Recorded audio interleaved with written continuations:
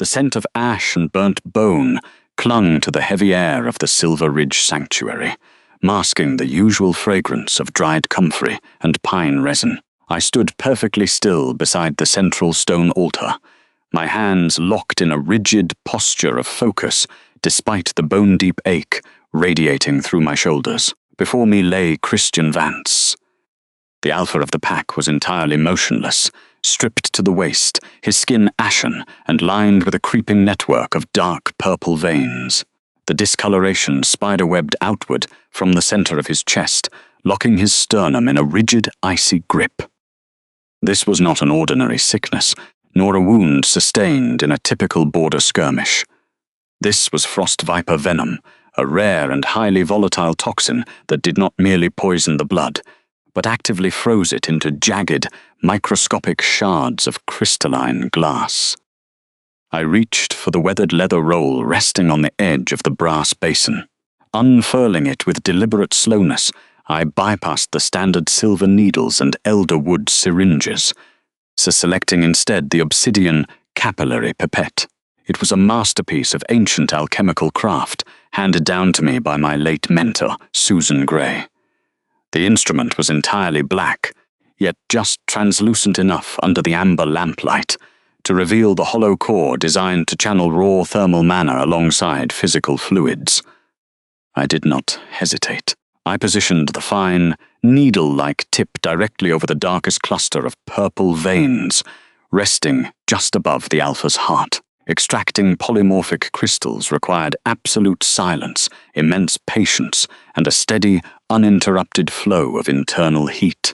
I pressed the tip of the pipette into the hardened, unyielding flesh. He did not flinch. The venom had pushed him far below the physiological threshold of pain, trapping his mind in a deep, stagnant coma that would end in catastrophic cardiac rupture if left untreated for another hour.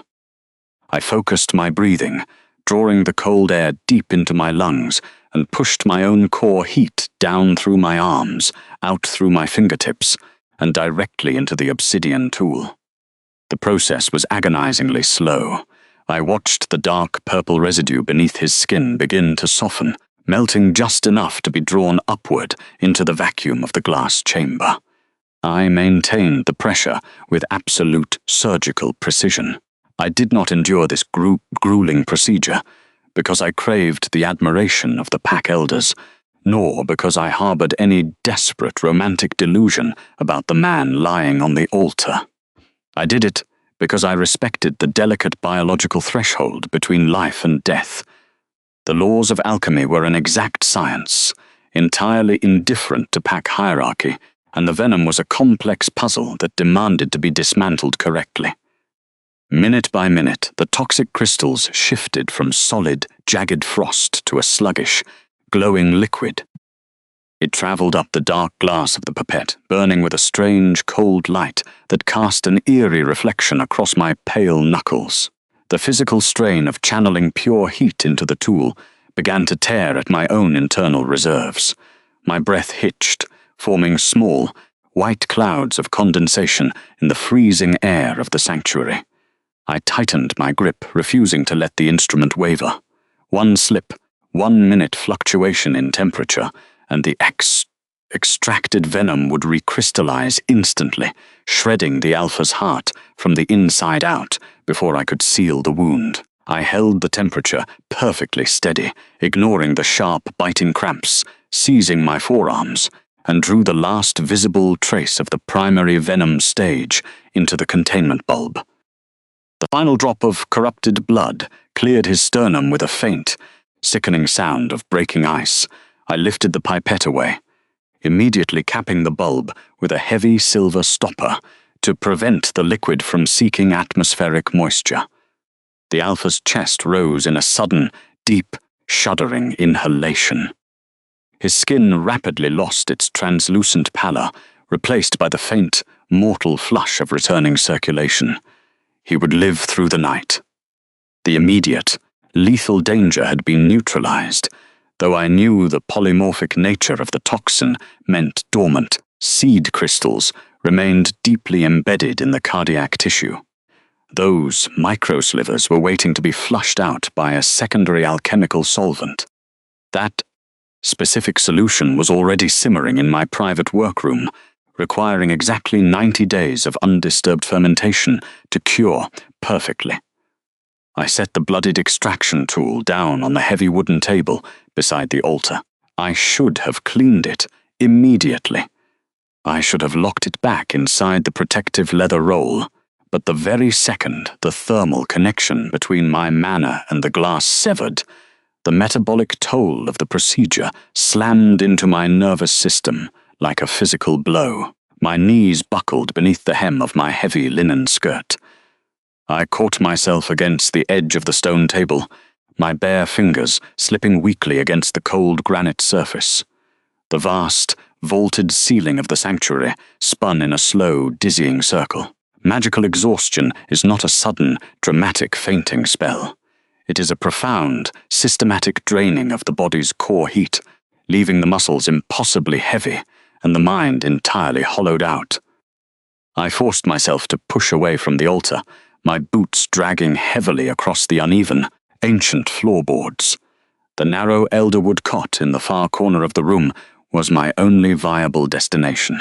I simply did not have the physical strength left to reach the heavy oak door, let alone navigate the freezing courtyard back to my own isolated quarters. I collapsed onto the thin linen mattress, my limbs refusing to carry my weight a single step further. I pulled a rough woolen blanket over my violently shivering shoulders, curling inward to conserve whatever fractional body heat remained in my system. The room was terribly, oppressively silent, broken only by the steady, rhythmic breathing of the man I had just pulled back from the absolute edge of the grave. I closed my eyes, letting the heavy darkness swallow the flickering amber light of the dying beeswax candles. Yet, even as I drifted downward into a heavy sleep, my body refused to fully surrender the mechanical memory of the work. My right hand rested against the rough wool covering my chest, the exhausted muscles twitching involuntarily in the freezing air. Unconsciously, my fingers curled and released in tiny, measured movements, mimicking the exact micro-adjustments needed to handle the delicate obsidian glass. I slept in the freezing shadow of the altar, completely drained, yet the slightest sound still had the power to pull me back to consciousness. The heavy iron hinges of the oak door groaned, breaking the silence. A draught of bitter winter wind swept into the ward, carrying a scent that violently contradicted the sterile air. Crushed roses and sweet amber. Victoria. Through the narrow slit of my half-open eyes, the world blurred into grey shadows and flickering candlelight. I could not move my jaw to speak. I could not flex my fingers to reach for my unsecured instruments. I could only observe. My stepsister did not look in my direction. She moved with the quiet, opportunistic efficiency of a scavenger navigating an abandoned battlefield. Her leather-soled boots made almost no sound against the flagstones. She bypassed Christian's bed entirely and approached the wooden preparation table where my equipment lay scattered on a stained linen cloth. She stopped, her gaze dropping to the coveted artifact. The delicate, dark glass belly of the instrument was still smeared with the glowing, dark purple venom I had meticulously drawn from Christian's chest. Victoria did not possess the alchemical knowledge to handle such a volatile toxin safely. She had never studied under Susan Gray. She had never endured the chemical burns of failed crystallizations. But she was ambitious, and she understood the political weight of physical proof. Reaching into the pocket of her tailored velvet gown, she retrieved a pristine, white silk handkerchief. With cautious, overly deliberate movements, she draped the silk over the fragile device. She was terrified of the residue. She lifted the glass instrument by its unsoiled edges, ensuring that neither the venom nor the alchemical soot ever touched her bare skin. I watched my deceased mentor's most prized tool vanish into the deep folds of my stepsister's pocket. I felt no sudden surge of hysterical rage. There was no urge to scream or throw myself weakly at her feet. Instead, a deep, glacial clarity settled into the spaces between my ribs. The theft was not an act of passion. It was a calculated administrative maneuver. Victoria was seizing the physical proof of my labor, understanding perfectly that in the rigid hierarchy of the Silver Ridge Pack, evidence belonged to whoever held it at the right time, not whoever had bled to secure it. She turned and slipped back out the door, leaving the heavy oak to click shut, sealing me back into the cold and the dark. Time fractured into disjointed, feverish segments until a new sound pierced the heavy veil of my exhaustion. It was a sharp, ragged intake of breath. Christian Vance was awake. Before I could force my body to rise, heavy footsteps echoed down the stone corridor, followed immediately by the authoritative, rhythmic thump of a wooden cane. Elder Gideon Vance swept into the room. He was a man strictly bound to pack hierarchy, easily swayed by superficial displays of status. The rustle of heavy silk followed him. Victoria had returned. I managed to push myself up on one trembling elbow, the rough wool of the cot scratching against my cheek. My cuticles were still stained black from alchemical soot, my tunic damp with cold sweat. Victoria was already positioning herself beside Christian's bed. She had deliberately undone the top silver clasp of her gown and let a few strands of her perfectly curled hair fall across her cheek. She slumped her shoulders against the heavy oak bedpost, lowering her chin. She was adjusting her posture to project the exact, theatrical image of a woman who had spent agonizing days laboring over a dying mate. "It is done, Alpha," Victoria whispered, her voice adopting a perfectly measured, fragile tremor. She extended her hand toward Gideon and Christian. Resting on the unfolded white silk handkerchief was the stolen masterwork, the dark purple venom still clinging to the glass. Gideon approached, leaning heavily on his cane. He peered at the dark glass with deep, ignorant reverence. He did not know how the pipette functioned. He did not understand the immense hydrostatic pressure required to pull Frost Viper crystals from a collapsing ventricle without tearing the tissue. He only saw the physical artifact and the beautiful high-status woman presenting it. "A miracle of the highest order," Gideon murmured, his voice thick with traditionalist pride. He looked at Victoria with absolute approval. Only a sterling of true, noble lineage could possess the grace and power to execute such a cure. The ancestors have blessed this pack. Christian's pale eyes shifted from the bloody glass to Victoria's face. He looked at her, not with the humble gratitude of a survivor, but with the arrogant satisfaction of a man whose superficial choices had just been spectacularly validated. He reached out, his large, trembling hand catching Victoria's pristine fingers. "You saved me," Christian rasped, his voice raw but steadying by the second. "You did not leave my side." I sat in the shadows of the far corner, entirely invisible to the three of them. Neither Christian nor Gideon glanced in my direction. They did not ask why I was collapsed on the secondary cot, shivering from mana depletion. They did not ask how Victoria, who fainted at the sight of standard medicinal leeches, suddenly knew how to operate Susan Gray's most complicated alchemical instrument. I remained silent, not because I was intimidated by Gideon's authority, but because I recognized the exact geometry of the room. A lie this large required an audience desperate to believe it. Furthermore, Victoria had only stolen the tool. She did not possess my secondary alchemical solvent. She did not know that Frost Viper venom was polymorphic, leaving dormant seeds crystals that would expand and rupture his heart in exactly 90 days, if not properly dissolved. By claiming the cure, she had just claimed responsibility for the relapse. I slowly lowered myself back onto the cold cot, letting the lie solidify like ice. The Midwinter Festival was a display of excess designed to mask the pack's underlying fragility. The great hall smelled of roasting venison, heavy pine boughs, and the cloying sweetness of spiced wine. I stood near the western pillar, far from the warmth of the central hearth, my grey linen dress blending seamlessly into the cold stone wall, the entire hall oriented toward the high table, the way iron filings orient toward a lodestone. At the center of that table stood Christian, his broad shoulders draped in ceremonial wolf fur, looking every bit the invincible alpha the pack demanded him to be.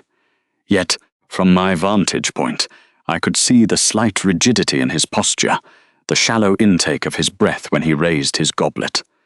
The venom was dormant, not gone. Victoria stood beside him, draped in a gown of deep crimson silk that caught the firelight. She looked radiant, entirely unbothered by the fact that the bloodied pipette she had presented to the elders was a tool she did not even know how to hold properly. Christian raised his hand, and the murmuring crowd fell silent. 3 days ago, I was brought to the brink, Christian announced, his voice carrying the deep resonance that commanded submission from the lower ranks. The healers of this territory claimed I was lost. They surrendered to the venom. He paused, and I watched the muscles in his jaw tighten. He was performing for them, solidifying his authority by establishing a narrative of miraculous triumph. But I was not saved by idle hands, he continued, his tone hardening. I was saved by brilliance, by dedication, by a woman who refused to let the cold take her alpha. He turned to my stepsister.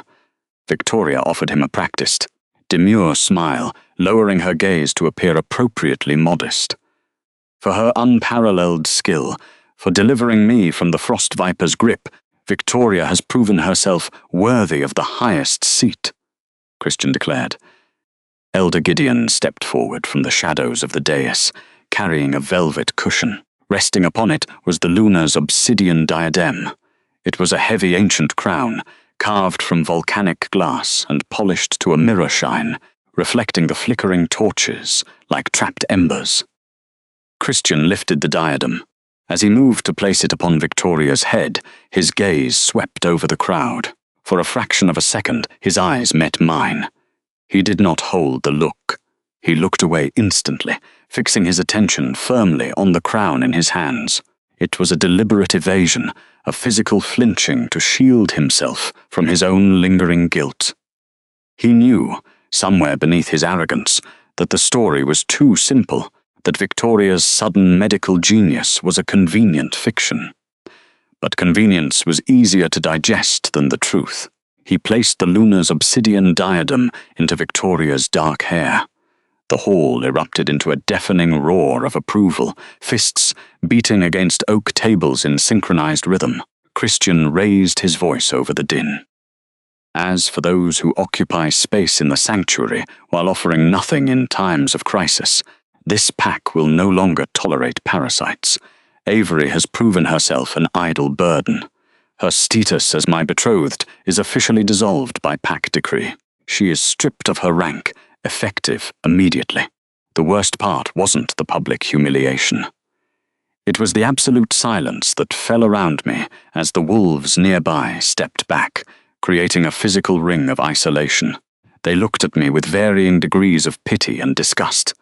I did not drop my gaze. I did not tremble. I let that knowledge settle into me like cold water into stone, slow, thorough, filling every crack. The temperature in my quarters had dropped significantly by the time I returned.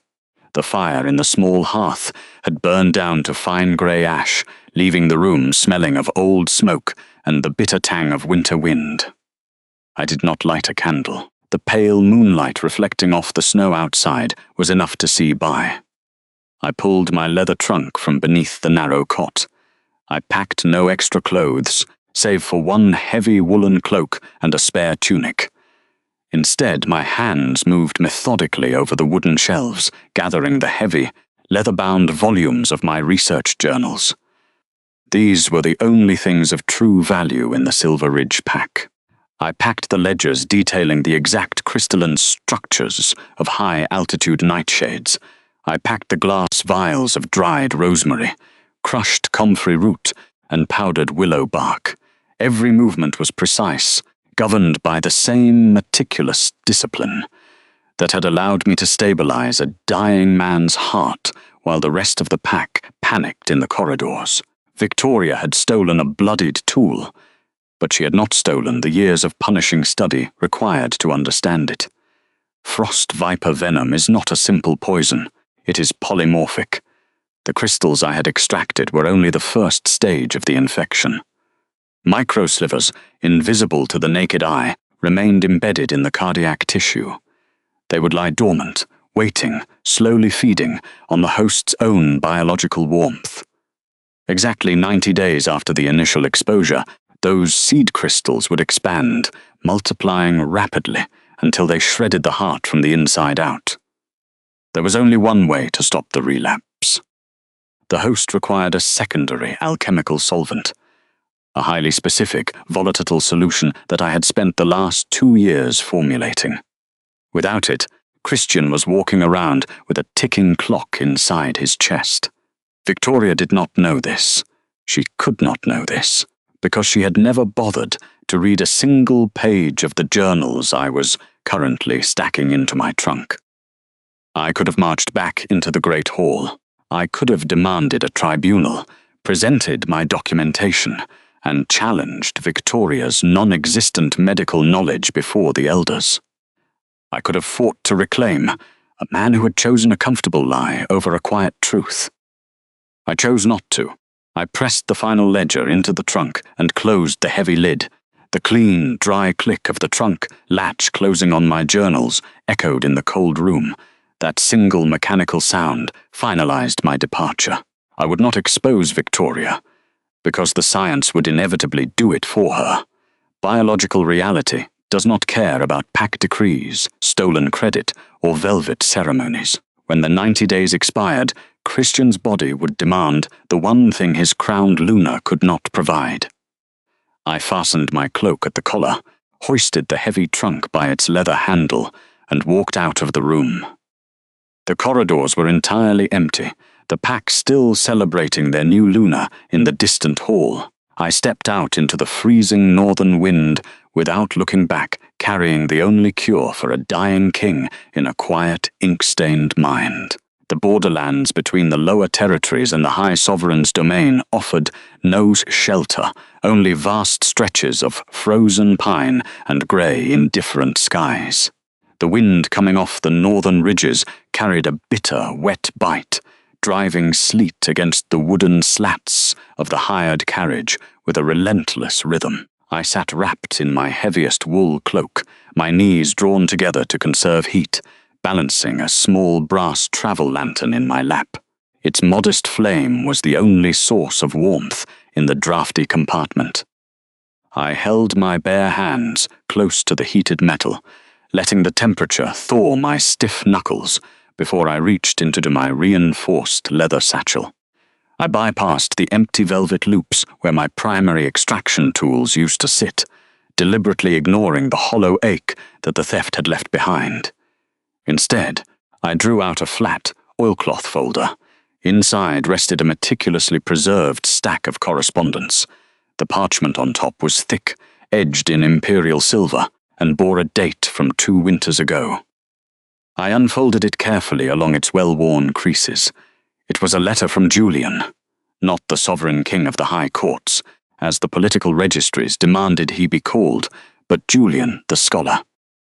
Our correspondence had begun entirely by accident, initiated by a purely academic question I had sent to the Royal Archives regarding the decay rate of blood-borne alkaloid poisons.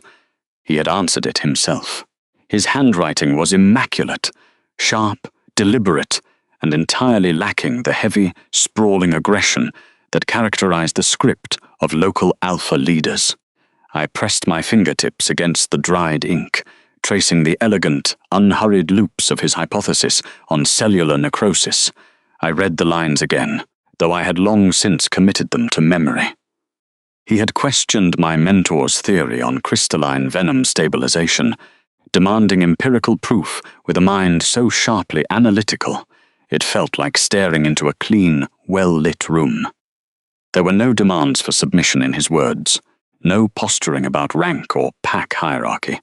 There was only the rigorous, unyielding demand for evidence. He had written, "If the polymorph stabilizes in cold blood, the secondary solvent must counteract the vascular temperature drop without triggering cardiac rupture. Send me your mathematical proofs." That was the kind of power that interested me. Not the loud, brute force intimidation of the packlands I had just left behind, but the quiet, undeniable authority of documented truth. I adjusted the lantern, letting the amber light pool over his signature at the bottom of the page. My previous life had demanded blind obedience and tolerated my skill only when it was convenient. This letter demanded nothing but my intellect. I folded the parchment away, feeling the freezing air seep through the floorboards, yet finding a strange, durable warmth settling in the center of my chest. The carriage jolted over a frozen rut in the road, carrying me further from humiliation and closer to sovereignty. By the time the carriage breached the outer gates of the obsidian citadel, the grey sleet had given way to a heavy, silent snowfall that blanketed the massive stone courtyards. The architecture of the high sovereign's seat did not rely on intimidation through raw, jagged stone or displays of brute strength, but through sheer mathematical scale. Polished basalt columns rose high into the winter fog, perfectly symmetrical and flawless. The air here was different. It smelled faintly of burning myrrh, crushed cedar, and the dry, unmistakable scent of ancient archives and preserving salts. The driver halted in the grand inner courtyard, the horses huffing great clouds of steam into the freezing air. I stepped down onto the swept flagstones, carrying my satchel and the single trunk containing my remaining texts and chemical vials. A small delegation waited beneath the towering archway of the infirmary wing. At their center stood an older man dressed in the slate-grey, high-collared robes of the Royal Medical Council. His posture was perfectly straight, his expression neutral, evaluating me with the clinical detachment of a seasoned academic, rather than the predatory sizing up typical of a wolf. I approached without lowering my gaze. I did not bare my neck, or offer a traditional submissive greeting. I simply reached into my heavy winter coat, retrieved my leather portfolio, and extended it toward him. The man took the portfolio in gloved hands. He flipped past the standard travel passes and territorial exit visas, stopping at the final page of my credentials. There, pressed into the bottom corner of the heavy vellum, was a dark crimson wax seal, a mortar and pestle entwined with a frost lily. The personal crest of Susan Gray, registered and recognized by the highest courts of alchemy. The physician's fingers stilled. He traced the raised edge of the wax seal, his breath catching just slightly in the frigid air. When he looked up, the clinical detachment in his eyes had completely fractured, replaced by a profound, unmistakable gravity. He looked from the document to my face, re-evaluating the plain, quiet woman standing before him in a travel-stained cloak. "I am Master Corvin, Chief Physician to the Sovereign Court," he said, his voice lowering in respect. He closed the portfolio and handed it back to me with deliberate care, holding it with both hands. We were informed of Madame Gray's passing last spring. The medical archives mourned the loss of a truly brilliant mind. To see her seal again, and to know it has been passed to her chosen successor. He stepped back, crossing his right arm over his chest. Then, slowly, the chief physician bowed. It was not a shallow dip of the head, but a deep, formal lowering of the shoulders, a gesture of absolute professional deference. Behind him, the two junior apprentices immediately mirrored the movement, their eyes wide with sudden reverence. I stood perfectly still in the falling snow, letting the silence of the courtyard stretch. In my former territory, I had been treated as an invisible laborer, mocked for my quiet work, and ultimately replaced by a fraud. Here, standing before the highest medical authority in the empire, I was recognized entirely by the merit of my lineage and the hard evidence of my study. The Sovereign Emperor expects you in the Eastern Laboratory Wing, Master Corvin said, straightening his posture and gesturing toward the grand oak doors. Your workspace has been prepared exactly to the specifications in your letters. Welcome to the Citadel, Alchemist. The air in the Sovereign's private study smelled of crushed pine needles and dry parchment. It was a sharp, clean scent that left no room for the damp decay of my former life. I stood perfectly still before the massive obsidian desk, keeping my breathing even and measured. The marble floor beneath my boots was unyielding and freezing, a stark contrast to the burning beeswax candles illuminating the high, vaulted ceiling. Sovereign King Julian Thorne did not pace. He did not growl or attempt to flood the room with the oppressive weight of a dominant territorial aura. He sat with his hands resting flat against the dark stone surface, reading my leather-bound journals. Julian occupied silence, the way other men occupied speech, without apology, without the nervous impulse to fill it. He turned a page. The dry rustle echoed through the massive chamber. He was tracing the exact formulas I had mapped out for polymorphic crystallization. Not once did his gaze drift toward the dirt on my hem, or the physical exhaustion lining my face. He read the work. He saw the mathematics of survival, analyzing the precise toxicological charts I had risked my life to compile. The Silver Ridge Council declared this theoretical, Julian finally said. His voice was a low, steady current, entirely devoid of the volatile heat I was accustomed to in pack leadership. They called your secondary alchemical solvent an impossibility. They prefer miracles they do not have to study, Your Grace, I answered. The words were quiet but precise. I did not shift my weight. I did not lower my chin under his scrutiny. He closed the journal. He did not slam it. He set it down with the meticulous care of an archivist handling a rare artifact. He looked at me, his pale eyes entirely calm. He was not looking at a broken omega. He was looking at an architect of chemistry. You will not be a guest here, Avery, the Sovereign stated. You will be the Royal Alchemist of this citadel. You will have a laboratory in the Western Tower. You will have unrestricted access to the Imperial Botanical Archives, and you will have complete autonomy over your research. I felt a sudden, sharp pressure in my chest that had nothing to do with fear. It was the terrifying weight of being seen accurately. I waited for the condition. I waited for the demand of submission, the forced oath of blind loyalty that always accompanied power in the territories. What is the price, Your Grace? I asked. Julian stood up. His movements were unhurried and deliberate. He walked around the desk and stopped a respectful distance away, ensuring I had a clear path to the heavy oak door. He offered no threat. He offered only structure. There is no price, the Sovereign said, his tone perfectly flat, perfectly safe. I am offering you these resources, not because I wish to possess your loyalty, but because a mind that can calculate the exact decay rate of frost viper venom is worth more than their entire packland. You belong where your intellect is funded. Work here in safety. That was the boundary. It was not a cage, but a foundation. I nodded once, the stillness of a compass needle finding north. The Western Tower laboratory smelled of ozone and crushed rosemary. It was an entirely different atmosphere from the freezing, neglected sanctuary I had left behind in the ridge. I stood before the long, polished ironwood workbench, tracing the clean grain of the wood with my fingertips. There was no dust. There were no drafts leaking through cracked window panes to disrupt delicate chemical reactions. The hearth fire burned steadily in the corner, providing a consistent, dry heat essential for isolating volatile compounds. I unlatched the heavy brass clasps of the supply trunks Julian had arranged for me. The hinges made absolutely no sound. Inside, resting on beds of deep charcoal velvet, lay the instruments of my trade. They were flawless.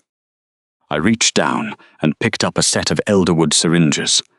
The wood was dense, perfectly weighted in my palm, sanded smooth and treated with a clear resin to prevent any chemical absorption.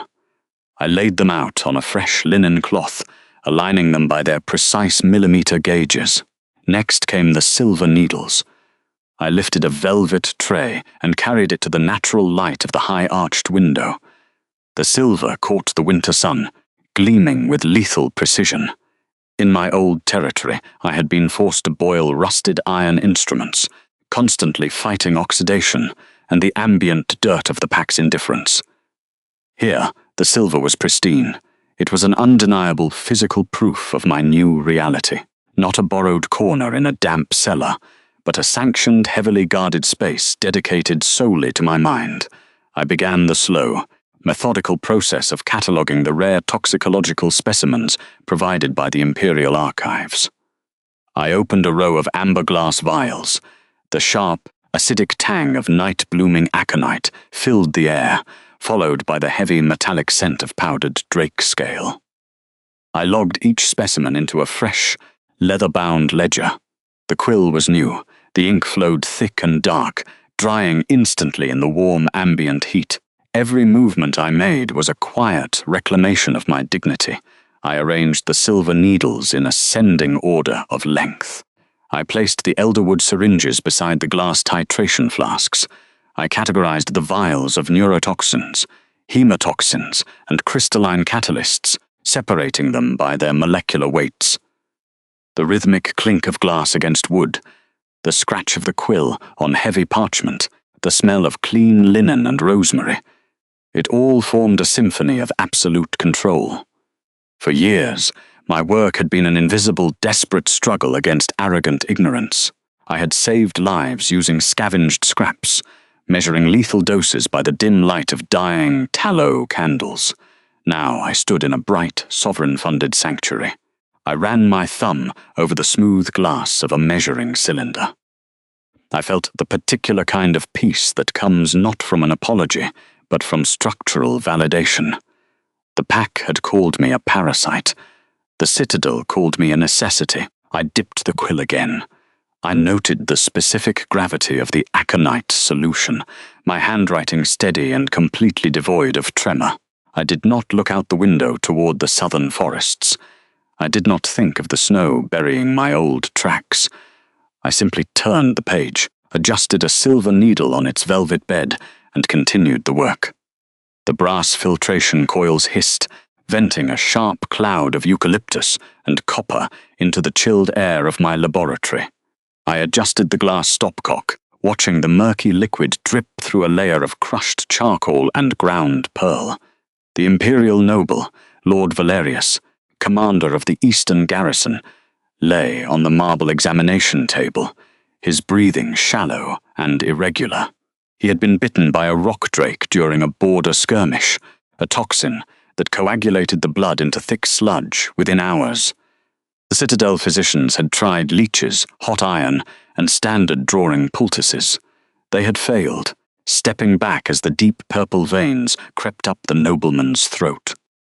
I did not look at Valerius's pale face or the nervous guard standing by the door. I watched the liquid in my beaker shift from a dangerous, cloudy grey to a perfect, translucent amber. The chemical transformation was a matter of simple titration, adjusting the alkaline balance until the venom's protein structure collapsed. It was math, not magic. I filled a clean elderwood syringe with the amber antidote. Moving to the table, I pressed the silver needle into the vein at Valerius's neck and pushed the plunger steadily. For a long moment, there was nothing but the crackle of the hearth fire. Then the dark webbing across his throat began to fade, retreating beneath his skin. His chest expanded, drawing in a long, rattling breath that quickly settled into an even, rhythmic sleeping pattern. The coagulation had reversed completely. The heavy oak doors of the laboratory opened. Julian Thorne walked in, followed by a silent retinue of court scholars, archivists, and royal guards. The sovereign king did not ask frantic questions. He stopped at the edge of the examination table, observing the steady rise and fall of his commander's chest, then shifted his gaze to the empty beaker on my workbench. Julian's presence altered the geometry of the room, pulling the attention of every person toward him the way a lodestone commands iron filings. He moved without the nervous, aggressive energy of the pack alphas I had known. His power was a quiet, resting weight. He turned to face me. The scholars parted immediately, forming a silent, respectful semicircle around my workstation. Julian held out a small dark velvet box. Inside lay a heavy silver pin, forged in the shape of a mortar and pestle, wrapped in an ivy vine. The crest of the Imperial Court's highest scholarly rank. He stepped closer, just enough that I could smell the ozone and cedar woven into his dark wool cloak. He did not reach for my wrist. He did not growl a territorial claim. He simply extended his hands and pinned the silver crest to the lapel of my work coat. The metal was cold against my collarbone, a solid, undeniable weight of belonging. "The Citadel values those who preserve its foundation," Julian said, his voice a low, unhurried resonance that easily carried to the back of the silent room. "Your mind has secured the eastern garrison today. You are no longer a guest in my domain, Avery.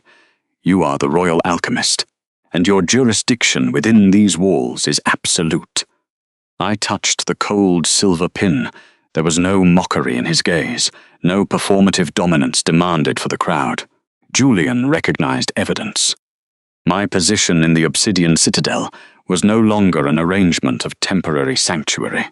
It was a formal, structured authority, earned through the undeniable proof of my own labor. Late that evening, long after the scholars had retreated to their quarters, the laboratory belonged only to the steady ticking of the brass clock and the scent of burning pine oil. I sat at my private desk, a thick, leather-bound journal open beneath the amber glow of a single lamp. My notes were written in sharp, precise lines. I did not record hopes or regrets. I recorded temperatures, mass, and reaction times. In the center of my desk sat a small glass dish containing a single trace sample of frost viper venom. Under the magnifying lens, the dark purple residue had already hardened into a jagged, microscopic fractal pattern. It was a beautiful, lethal structure. Without continuous observation, a careless healer might believe the initial extraction was sufficient. But the poison was deeply polymorphic. The remaining microscopic seeds would lie dormant in a victim's veins, slowly gathering calcium from the host's bloodstream, building a new crystal matrix right inside the cardiac tissue. I reached for a sealed vial, resting on my iron cooling rack. Inside was my secondary alchemical solvent. It was a complex, highly specific solution, formulated over weeks of quiet calculation, a precise blend of distilled quicksilver, alkaline salts, and rare deep-root extracts that gave the fluid a striking luminescent blue hue. It was the only substance capable of breaking the calcium bonds of the polymorphic crystal without destroying the surrounding muscle. I uncorked the vial. Using a clean glass dropper, I suspended a single bead of the blue liquid over the dish and let it fall. The solvent struck the jagged purple crystal. A faint hiss rose from the glass. A tiny plume of blue vapor curled upward, dissipating immediately in the cold air. I leaned over the lens. The solid crystal had collapsed entirely, dissolving into a harmless inert grey ash. The chemical equation was flawless. I picked up my quill. The nib scratched loudly against the dry parchment as I documented the reaction, detailing the exact ratio of alkaline salt required to prevent cellular damage. Then, I opened a new page. I drew a horizontal line across the paper, marking the biological progression of the frost viper venom's dormant phase. The math of the human and wolf anatomy was inflexible. A seed crystal required exactly 90 days to reach critical mass before it inevitably ruptured the host's heart. I dipped my quill into the inkwell again. I counted the days since I had used the obsidian capillary pipette in the Silver Ridge Sanctuary. I moved my ink-stained finger across the calendar grid, calculating the exact remaining time. In the margin of the journal, I wrote down the date Christian Vance's 90-day grace period would expire. There was no hesitation in my fingers. I did not clench the quill. I simply let the black ink dry in the cold northern air. The approaching date was not a tragedy to be mourned, nor was it a victory to be celebrated. It was merely an inevitable physiological fact, a biological mechanism set in motion the moment my tool was stolen, and a fraud was crowned in my place. I closed the journal, the heavy leather cover sealing the timeline inside, and turned the dial to extinguish the lamp. The air in my imperial laboratory smelled of dried rosemary, crushed cedar, and the sharp tang of ozone from the distillation coils. I stood before the polished brass workstation Sovereign King Julian Thorne had commissioned for me, adjusting the heat beneath a glass retort. The safety of the obsidian citadel was absolute. Here, competence was the only currency that mattered. Julian's chief archivist stepped into the room, bowing respectfully before placing a leather-bound dispatch folder on my desk. The High Sovereign ran his empire on meticulous information. Because Julian respected my research, he ensured I received the weekly intelligence reports from the southern trade routes without having to ask. I wiped my hands on a clean linen cloth and broke the wax seal of the Silver Ridge missive. The handwriting belonged to a Citadel scout embedded with a merchant caravan. The ink detailed grain yields, but the margins contained the specific physiological observations I had requested. Christian Vance complains of winter drafts in a fully sealed hall. The scout recorded in sharp script. The Alpha rubs his sternum constantly, even while standing directly beside the main hearth fire. I set the parchment down on the cold stone counter. I did not need a scrying glass to see exactly what Christian was experiencing. The biochemistry of frost viper venom was not a matter of pack magic. It was structural mathematics. When I used Susan Gray's specialized instrument to extract the primary venom, I knew the microscopic, dormant seed crystals would remain embedded in his cardiac tissue. At this exact stage in the venom cycle, those seed crystals were beginning their first geometric expansion. I could picture Christian perfectly. He would be sitting in the heavy carved chair of the great hall, feeling a subtle cold tightness radiating from the center of his chest. It was a phantom chill that no amount of burning wood or heavy fur cloaks could melt. Because he was arrogant, Christian would dismiss the sensation as simple fatigue from managing winter stores. He would rub his sternum, feeling the strange, icy pressure beneath his ribs, and look toward Victoria for reassurance. He would watch her managing the pack's inventory ledgers, clinging to the illusion that he had chosen a brilliant mate, completely ignorant of the microscopic ice blooming inside his veins. Frost viper polymorphs are insidious because they build their lattice structures slowly, replacing warm tissue with brittle, geometric shards. Christian's heart was pumping blood through a narrowing tunnel of ice. The tightness he felt was the physical resistance of his own organs losing elasticity. Brute force meant nothing against the slow, unyielding chemistry of crystallization. I turned to the second page of the dispatch, my expression remaining neutral. If Christian's internal architecture was failing, the social structure of the Silver Ridge was cracking just as predictably. This report came from a traveling apothecary who had once traded medicinal herbs with my late mentor. He wrote with the dry disdain of a professional forced to witness incompetence. A minor outbreak of winter ague had swept through the elder council of the pack. It was a mundane illness that caused aching joints and a mild fever. In my time there, I would have resolved it within 2 days, using a simple decoction of steeped willow bark and dried feverfew. It required no complex extractions, only basic botanical competence and a steady hand. But Victoria Sterling possessed neither. The apothecary described a scene that made my mouth thin into a hard line. Victoria had attempted to treat the ailing elders in the main infirmary. She prepared a tonic, but failed to properly temper the root extracts. When she handed the poorly measured glass vial to one of the senior wolves, her fingers had been trembling slightly. The dark, cloudy liquid slopped over the rim, staining the white linen of the sickbed. She was panicking. She had stolen my alchemical tools, but she had never stolen the years of quiet, exhausting study required to understand the medicine. Gideon Vance had been standing nearby when the tonic spilled. The pack elder, leaning heavily on his carved wooden cane, narrowed his eyes at her sloppy technique. Gideon was a rigid traditionalist who demanded absolute functionality from the pack hierarchy. A Luna who had supposedly performed a miraculous cardiac intervention should not have trembling hands when pouring a basic fever tonic. The report noted that he did not shout or make a public accusation. Instead, he cast quiet, worried looks at the woman wearing the Luna's obsidian diadem, his eyes tracking her nervous, erratic movements around the infirmary. The seed of doubt had been planted in his mind, and like the crystals in the Alpha's chest, it would only grow. I folded the dispatches and placed them in a locked iron drawer beneath my desk. Restraint was its own kind of armor, but precise knowledge was a blade that required no swinging.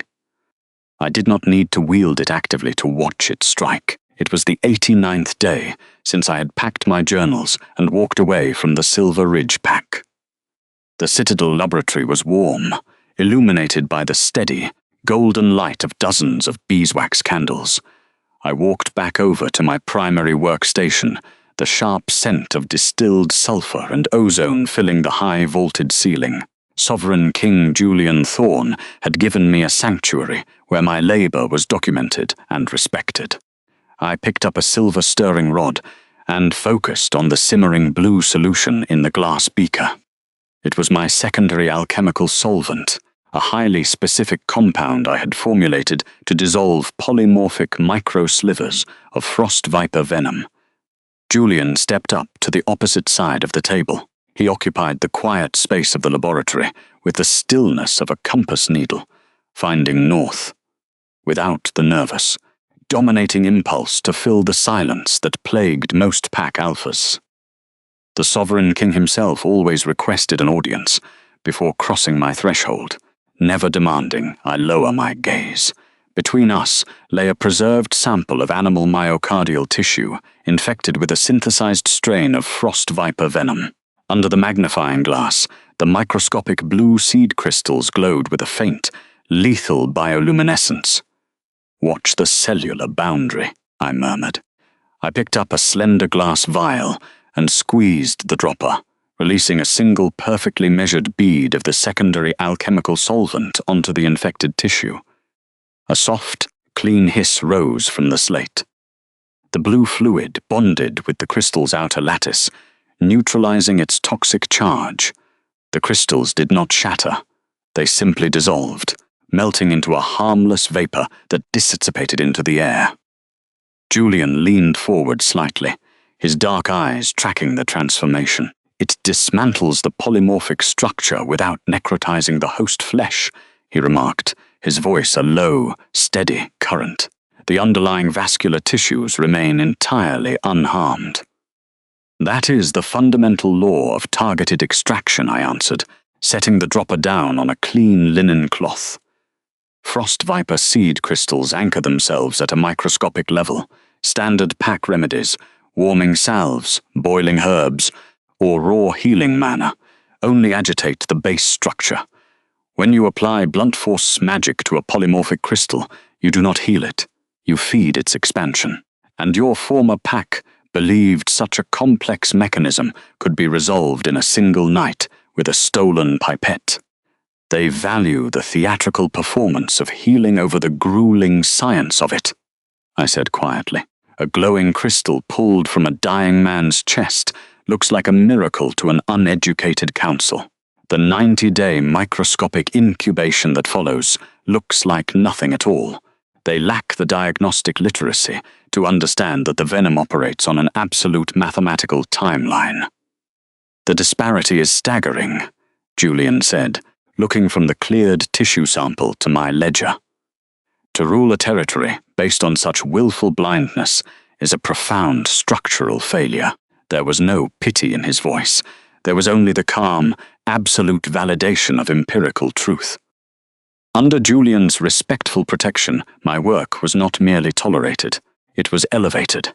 I had published 3 scrolls on crystalline toxicology in the Imperial Archives, rising to high favor within the court and leaving my past life completely behind. Christian and Victoria had built their reign on stolen credit and scientific ignorance. I did not need to return to the Silver Ridge to destroy them. I only needed to wait for the ice to break them from the inside out. The mathematics of toxicology left no room for ambiguity.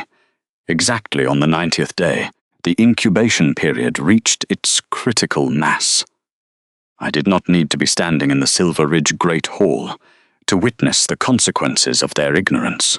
The detailed intelligence that reached the Obsidian Citadel weeks later, brought by displaced healers fleeing the collapsed territory, merely confirmed what my ledgers had already predicted. 300 miles to the south, Christian Vance had been presiding over a high council meeting.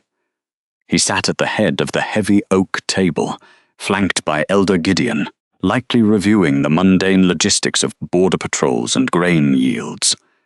Christian held a heavy clay-per cup of dark red wine. He had spent the last 3 months believing he was perfectly cured, trusting the fraudulent Luna, who sat beside him in her borrowed crown. But inside his chest, the microscopic seed crystals had been feeding on his ambient body heat, slowly weaving a suffocating, razor-sharp lattice around his myocardial tissue.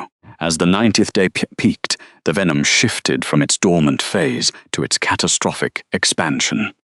The sudden restriction of blood flow was not a curse. It was a pure, mechanical blockage. Christian dropped his cup. The sound of shattered clay echoed sharply across the cold stone floor, the dark red wine bleeding into the grout like a wound that refused to close. Conversation around the long table died instantly. He clutched his chest, his knuckles turning stark white against his tunic. Beneath his ribs, the agonizing growth of solidifying crystals pierced the delicate walls of his heart. The physical sensation was not the burning ache of a normal illness. It was the terrifying cold laceration of ice expanding outward from his core. Christian's breath hitched, a wet, rattling sound that silenced the council members. He tried to speak, but only a thin line of pale frost escaped his lips. The microscopic blades of ice were multiplying exponentially, filling his ventricles, starving his brain of oxygen. Gideon Vance stood up in a panic, his heavy wooden chair scraping violently against the floorboards. He rushed to his alpha's side, his hands hovering uselessly over Christian's chest, feeling the freezing cold radiating through the fabric. Gideon shouted for the pack guards, his voice cracking as he demanded someone fetch Victoria immediately. When Christian collapsed, his body temperature plummeted in a matter of seconds. The secondary phase of frost viper toxicity strictly mimics acute hypothermic shock. Carried to the infirmary and faced with a man shivering violently on the cot, his pulse weak and his breath fogging the air, Victoria Sterling reacted exactly as I knew she would. She scrambled for control, her hands trembling wildly over the medicinal tray. Lacking the foundational alchemical education to understand what she was looking at, she resorted to crude, generic remedies.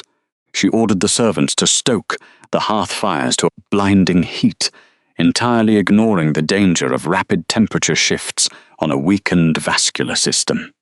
Then she ground dry winter root, crushed sulfur weed, and a heavy base of tallow in an iron mortar, mixing them into a thick, generic warming fire salve. She chose this not because it was the correct chemical counteragent, but because blunt heats was the only answer she had ever been taught for cold.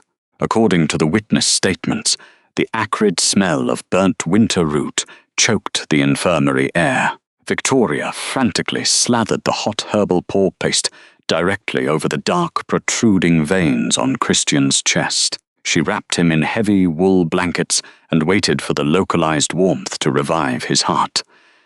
It was a fatal, irreversible miscalculation. Frost viper micro-slivers do not melt under external heat. They aggressively expand.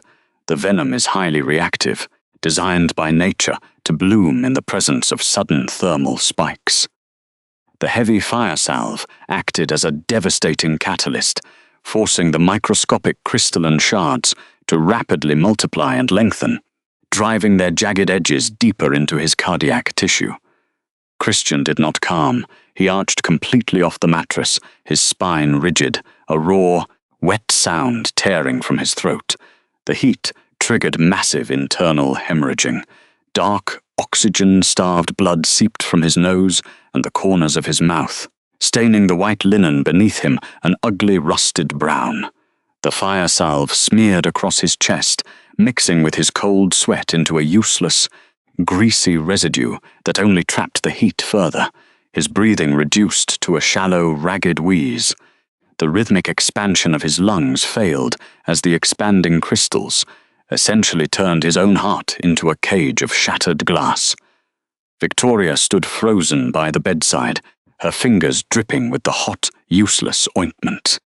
The grand illusion of her competence, built entirely on stolen labor and an unearned crown, was fracturing right alongside his failing organs. Elder Gideon Vance marched directly to the bedside, his boots cracking against the stone floor, taking in the sight of his alpha drowning in his own blood.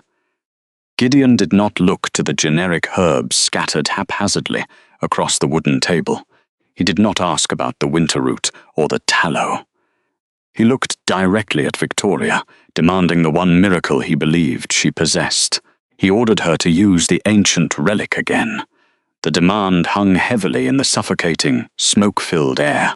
Victoria's face drained of all color, matching the wide, unblinking stare of a cornered animal realizing the trap had closed. She backed away from the cot, her gaze darting rapidly toward the locked glass cabinet where my stolen instrument sat, displayed in a velvet-lined case.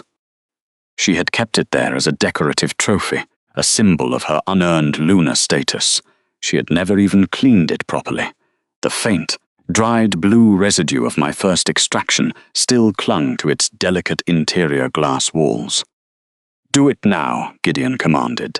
His voice was a low, threatening rumble that rattled the empty glass vials on the nearby shelves.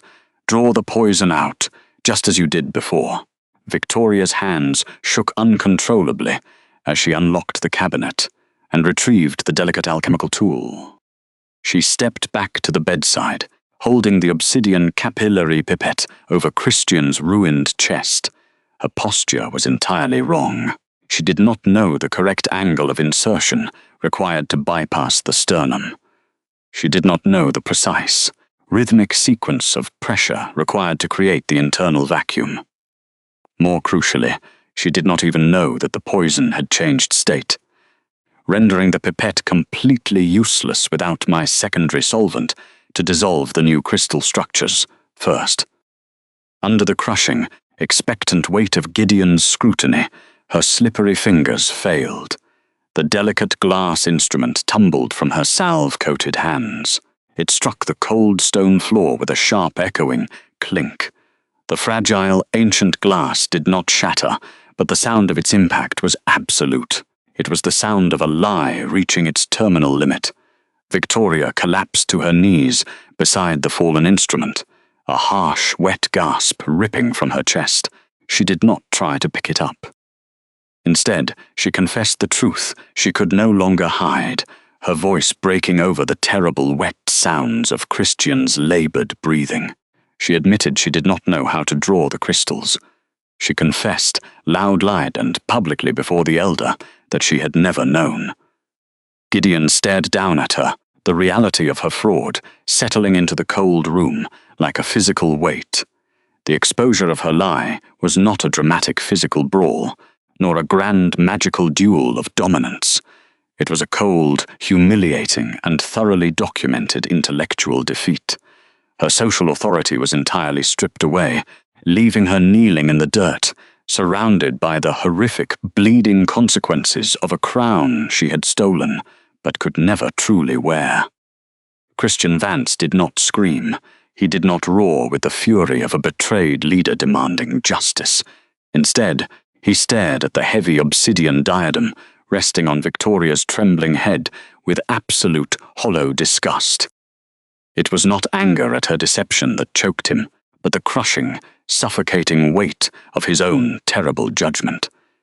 He had looked at a woman who knew nothing of discipline, nothing of the silent, grueling hours of toxicological study, and believed her simply because she wore the victory well.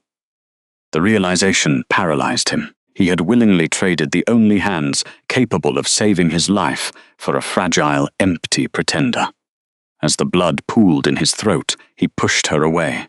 The motion was weak, stripped of the imposing dominance that had once defined him, but the rejection was absolute. He looked past the weeping Luna and fixed his fading gaze on the heavy oak doors of the sanctuary. His words were barely a whisper, yet they echoed through the room with a terminal clarity. He ordered his guards to prepare a carriage. He commanded them to bind his chest in tight linen, to wrap him in heavy furs, and to drive him immediately to the obsidian citadel. He finally understood that survival belonged exclusively to the quiet woman he had banished to the snow. The journey across the frozen wastes was not meant for a dying man. Imperial outriders tracked his carriage from the moment it crossed the borderlands. Their relay messages described a brutal, agonizing progression through deep, unforgiving snowdrifts. The carriage wheels dug into the frozen mud like broken teeth, violently jarring the wooden cabin with every slow, agonizing turn. Christian was no longer an alpha.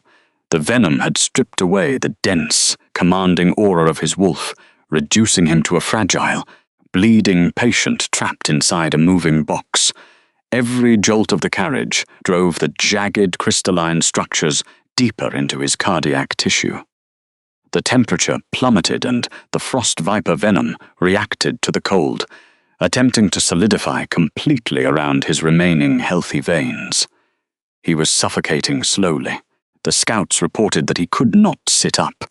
He could not issue commands. The men who rode beside his carriage heard nothing but the ragged, desperate intake of his breath over the wind. Yet, he remained conscious. He fought the encroaching darkness with a pathetic, desperate anchor.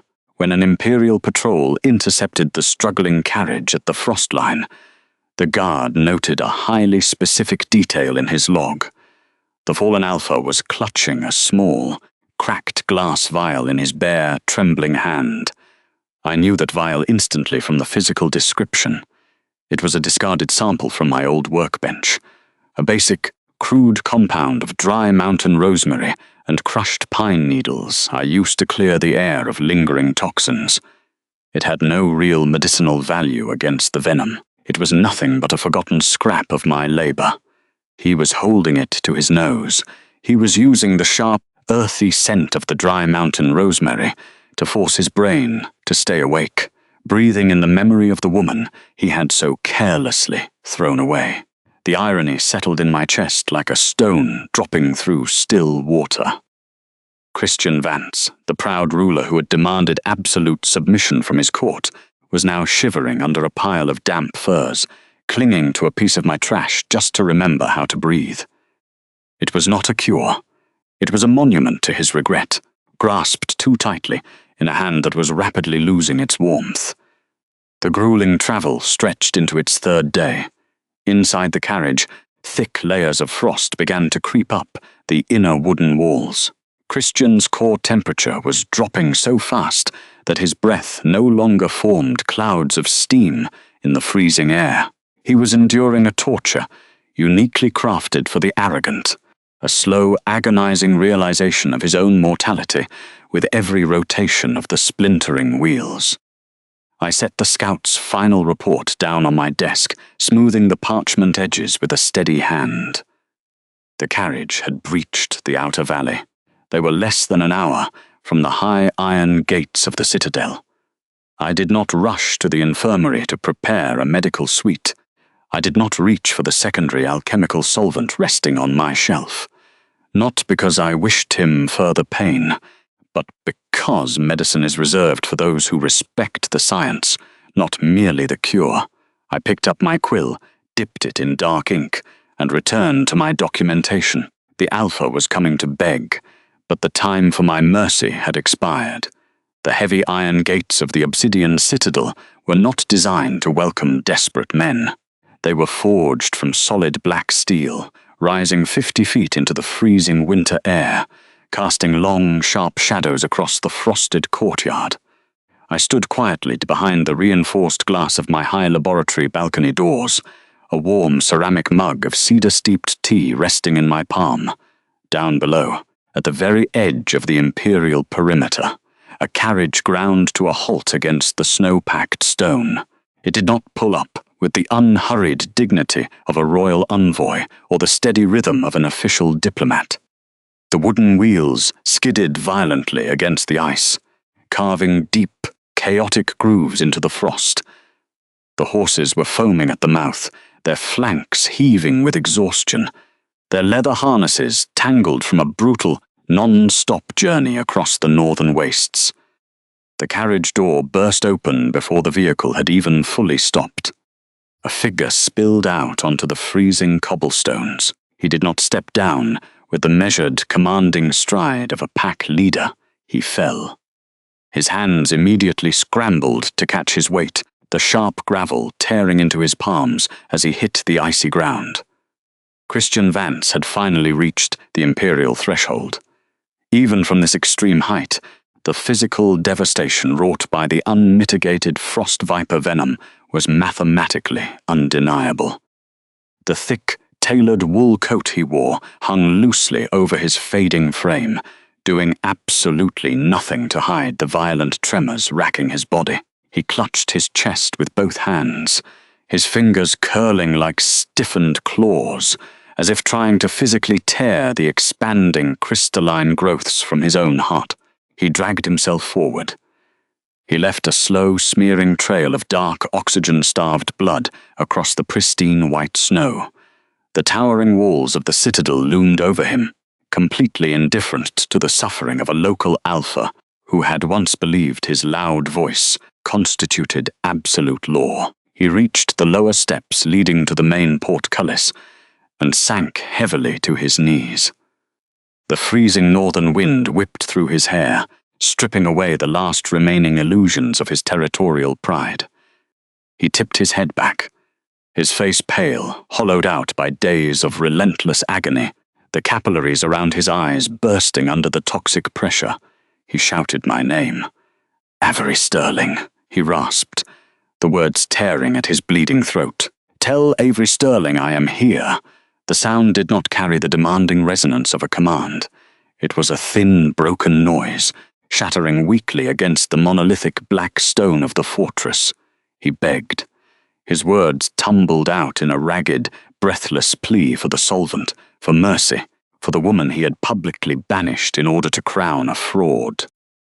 He shivered violently, his body giving out under the immense physiological strain, pressing his feverish face toward the freezing iron bars like a starving animal seeking warmth from a dead fire. The citadel did not operate on the frantic emotional demands of outsiders. The perimeter was held by the elite guards of Julian Thorne, men who answered only to the strict, immovable legal codes of the High Court. 4 sentries flanked the heavy iron gates. They did not rush forward to assist the fallen Alpha. They did not flinch at the sound of his desperate, ragged weeping. They stood perfectly still. Their polished silver armor gleamed under the grey winter sky, forming an impenetrable wall of sovereign authority. The captain of the guard, a tall, broad-shouldered wolf whose face bore the rigid discipline of decades of service, took a single, unhurried step down the stone stairs. His heavy boots crunched softly against the frost. The dying man reached out a trembling, blood-stained hand. He gasped out a demand to be let inside, claiming his rank, claiming a prior right to speak to the Royal Alchemist. He insisted that his territory required immediate medical intervention, his voice cracking as a fresh wave of internal hemorrhage robbed him of his breath. He needed the chemical mixture. He needed the liquid cure that only I possessed the intelligence to synthesize. The captain did not draw a weapon.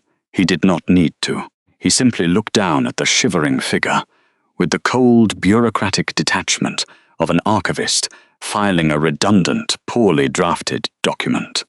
The obsidian citadel recognizes no external pack authority upon these steps, the captain stated. His voice carried the calm, mechanical rhythm of official law, devoid of any cruelty or pity. You hold no treaty of medical petition. You possess no imperial writ of entry.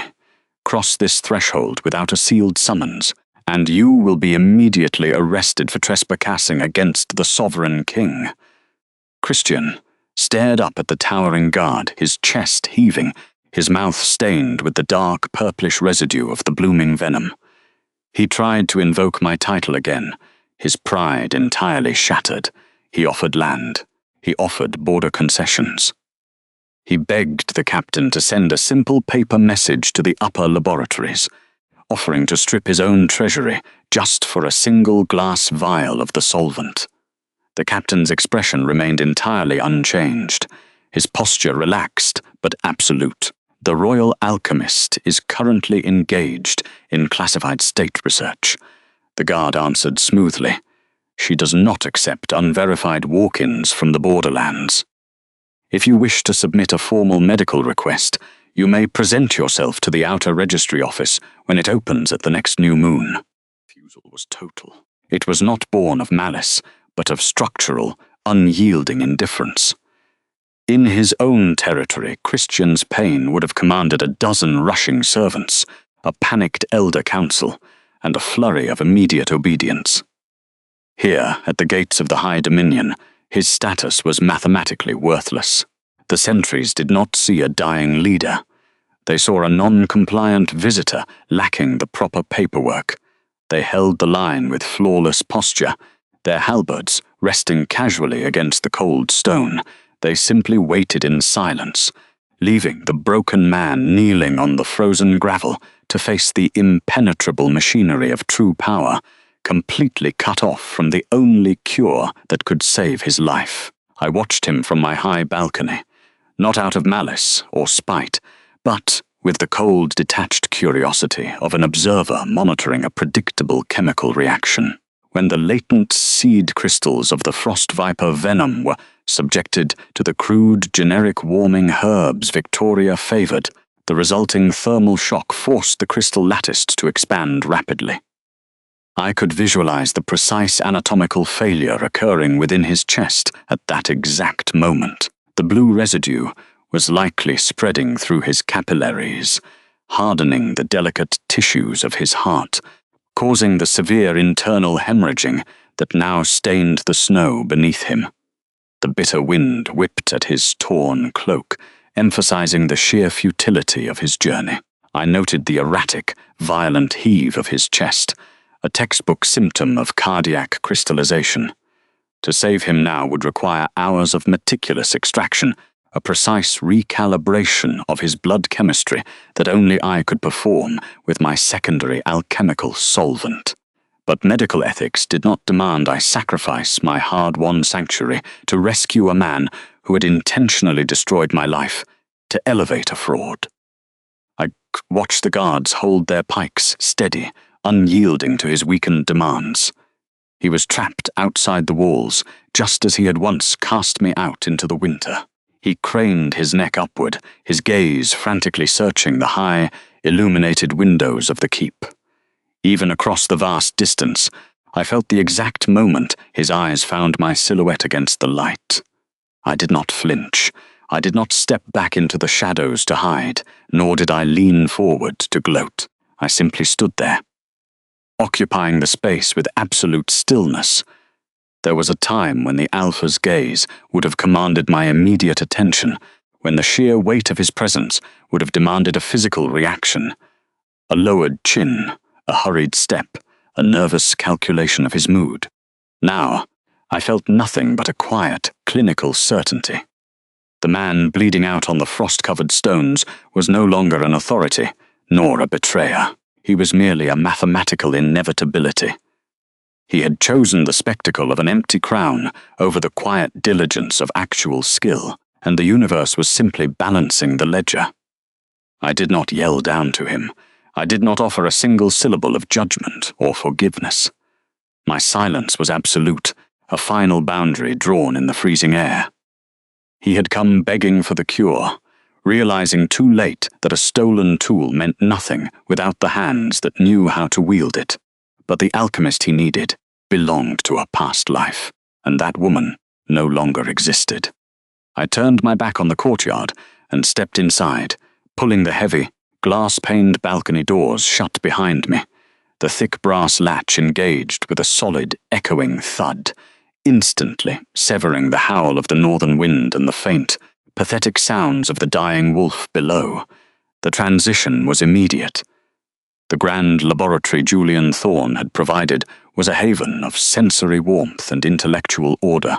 The air inside smelled of melted beeswax, dried rosemary, and the sharp, clean bite of pure alcohol. Firelight danced across the polished oak tables, illuminating rows of meticulously labeled glass vials, brass scales, and complex distillation arrays. I walked toward my central workbench, letting my heavy wool shawl slip from my shoulders to drape over a carved wooden chair. My hands were perfectly steady. Not a single tremor of regret or residual trauma disrupted my focus.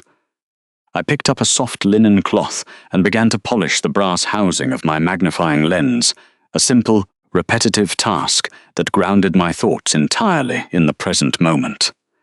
There was no need to dwell on the tragedy unfolding outside the gates.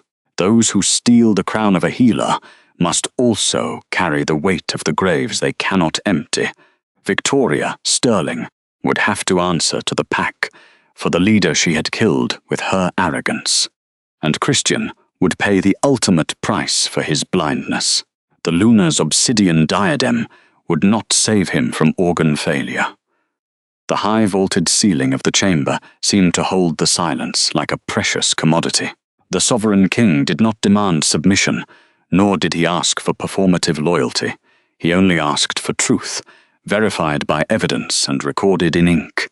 In this fortress, my worth was measured by my intellect and my integrity, things that could never be stolen by a jealous sibling or dismissed by an arrogant council. I reached out and adjusted the flame of the oil lamp, watching the steady golden light reflect off the clean glass beakers. I had outlasted their cruelty by simply refusing to participate in it. I set the brass lens down and reached for my primary surgical kit. Resting on the felt lay my delicate silver needle, the very instrument I had used to refine the solvent that morning. I lifted the needle, inspecting its perfectly clean, sharp tip under the amber lamplight.